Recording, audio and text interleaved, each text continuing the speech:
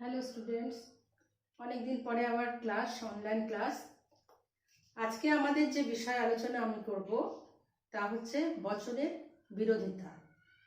বচনের বিরোধিতাও একটি অমাধ্যম অনুমান, যেখানে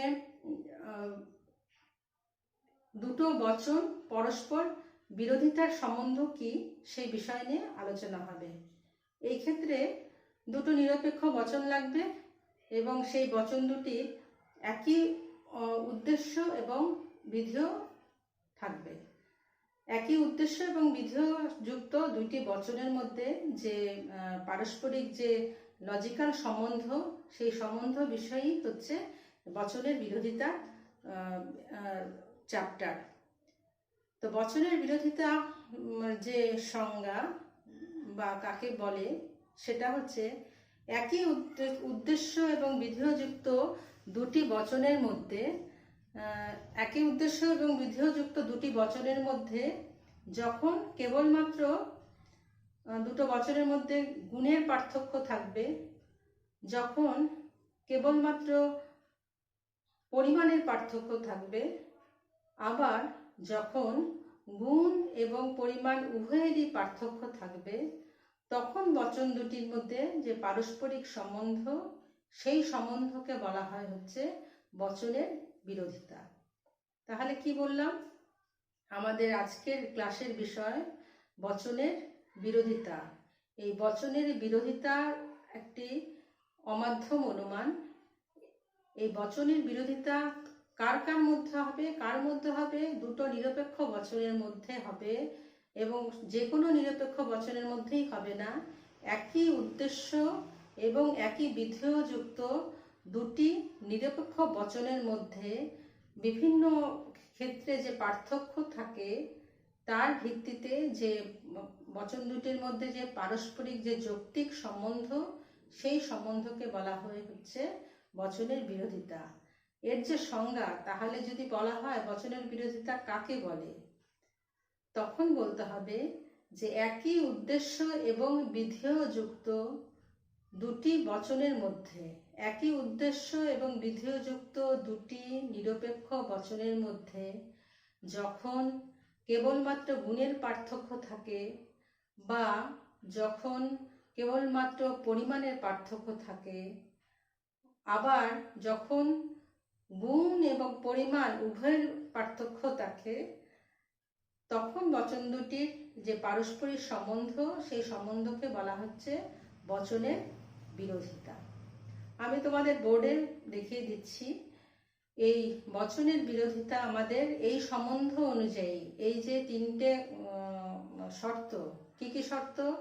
যখন দুটি নিরপেক্ষ বচন, একই উদ্দেশ্য বিধেয়যুক্ত দুটি নিরপেক্ষ বচনের মধ্যে তিনটে পার্থক্য থাকে। একটা হচ্ছে যখন গুণের পার্থক্য, 2 নাম্বার হচ্ছে শুধু পরিমাণের পার্থক্য, আবার 3 নাম্বার হচ্ছে গুণ এবং পরিমাণ উভয়ের পার্থক্য থাকে, তখন সেই নিরপেক্ষ বচন দুটির মধ্যে পারস্পরিক যে সম্বন্ধ, সেই সম্বন্ধকে বলা হচ্ছে বচনের বিরোধিতা। এই বচনের বিরোধিতা 4 প্রকারের। সেই 4 প্রকার বিরোধিতা আমি তোমাদের এই বোর্ডে আমি দেখিয়ে দিচ্ছি, এবং কোনটার কি ডেফিনেশন, কখন কি পার্থক্য হচ্ছে সেটা আমি বলে দিচ্ছি। ঠিক আছে?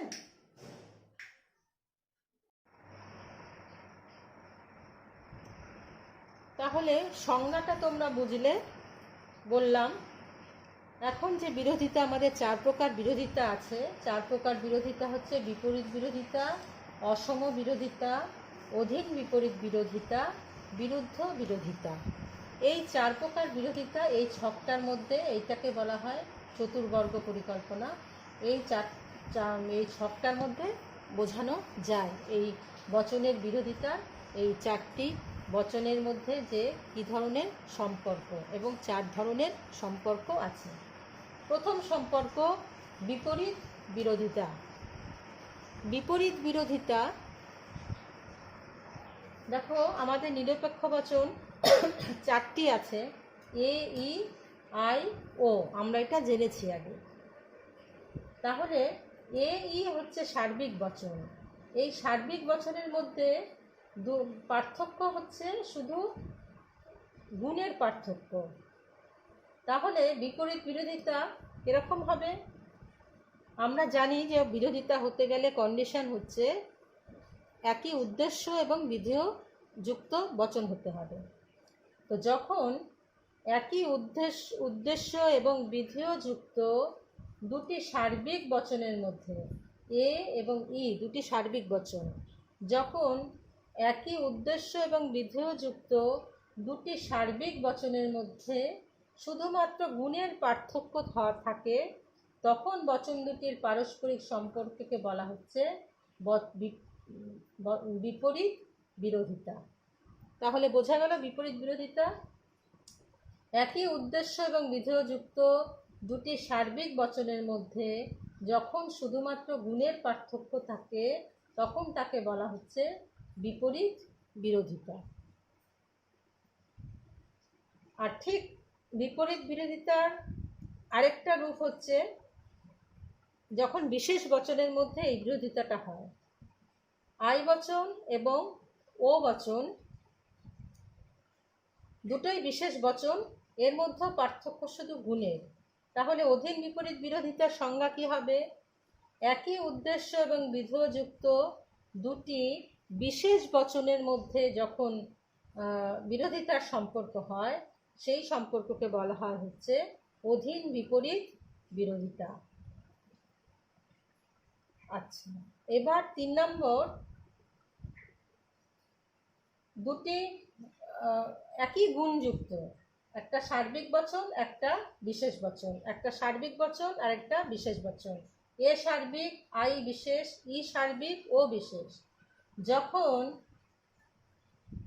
একই উদ্দেশ্য এবং বিধেয় যুক্ত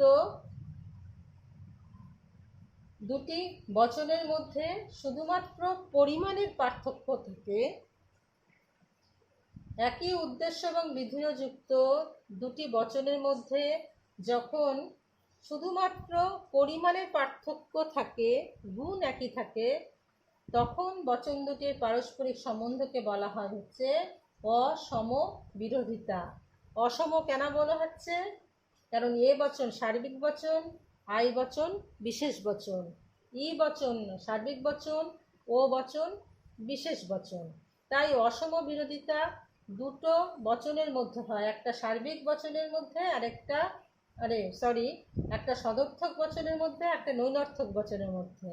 নৈনর্থক সার্বিক, নৈনর্থক বিশেষ, সদর্থক সার্বিক, সদর্থক বিশেষ, এই দুটো বচনের মধ্যে যখন যে বিরোধিতার সম্বন্ধ, তাকে বলা হয় হচ্ছে অসম বিরোধিতার সম্বন্ধ। 4 নম্বর, বিরুদ্ধ বিরোধিতা। এই বিরুদ্ধ বিরোধিতাতেই, বিরুদ্ধ নামটিতেই বোঝা যাচ্ছে যে দুই দিক থেকেই এর কোনো মিল নেই, অর্থাৎ এ বচন এবং ও বচন, ই বচন এবং আই বচন। এ বচন হচ্ছে সার্বিক সদর্থক, ও বচন হচ্ছে বিশেষ নৈনর্থক, ই বচন হচ্ছে সার্বিক নৈনর্থক, আই বচন হচ্ছে বিশেষ সদর্থক। তখন এই দুটো, এই এ ও এবং ই আই বচনের বিরোধিতাকে বলা হয় হচ্ছে বিরুদ্ধ বিরোধিতা। তাহলে বিরুদ্ধ বিরোধিতার সংজ্ঞা কি? যখন একই উদ্দেশ্য এবং বিধেয় যুক্ত দুইটি বচনের মধ্যে গুণ এবং পরিমাণ উভয়েরই পার্থক্য থাকে, তখন বচন দুটির পারস্পরিক সম্বন্ধকে বলা হয় হচ্ছে বচন বিরুদ্ধ বিরোধিতা সম্বন্ধ। তাহলে আমাদের বচনের চার ধরনের বিরোধিতা ছিল: বিপরীত বিরোধিতা, অধীন বিপরীত বিরোধিতা, অসম বিরোধিতা এবং বিরুদ্ধ বিরোধিতা। তাহলে এই বিরোধিতা, তাহলে এ এবং এর মধ্যে কি একই উদ্দেশ্য বিধেয়যুক্ত এ এবং ই এর মধ্যে কি ধরনের বিরোধিতা? বিপরীত বিরোধিতা। এ এবং আই এবং ই আর ও একটা সার্বিক সদর্থক, একটা বিশেষ সদর্থক, একটা সার্বিক নৈনর্থক, একটা বিশেষ নৈনর্থক। এর মধ্যে যে বিরোধিতার সম্বন্ধ, সেটা হচ্ছে অসম বিরোধিতা। কারণ দুটোর পরিমাণ, দুটো বচনের যে জোড়া, তার মধ্যে পরিমাণের পার্থক্য রয়েছে। আই এবং ও, এটা বিপরীত বিরোধিতার আরেকটা রূপ, অধীন বিপরীত বিরোধিতা। অর্থাৎ এর মধ্যে গুণেরই পার্থক্য, কিন্তু এটা হচ্ছে বিশেষ বচনের মধ্যে যখন গুণের পার্থক্য তখন সেটা অধীন বিপরীত বিরোধিতা, আর যখন সার্বিক বচনের মধ্যে গুণের পার্থক্য তখন সেটা বিপরীত বিরোধিতা। আর বিরুদ্ধ বিরোধিতা কার কার মধ্যে? এ, ও এবং ই, আই।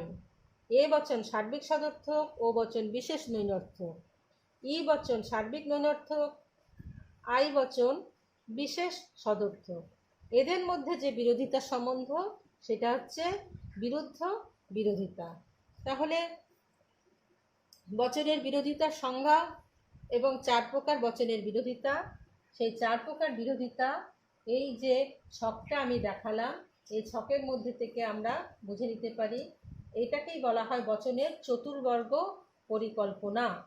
আর এখানটায় আমরা জোড়াগুলো দেখিয়ে দিলাম।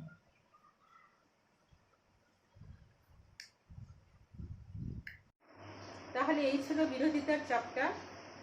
আমি যে বিরোধিতার সংজ্ঞা, বচনের বিরোধিতার সংজ্ঞা এবং কত প্রকার বচনের বিরোধিতা এবং কোন কোন বচনের সঙ্গে বিরোধিতার সম্পর্ক এবং প্রত্যেক প্রকার বিরোধিতা কাকে বলে সেগুলো আমি আজকে আলোচনা করলাম। আমি আশা করব তোমরা এগুলো রেডি করে রাখবে।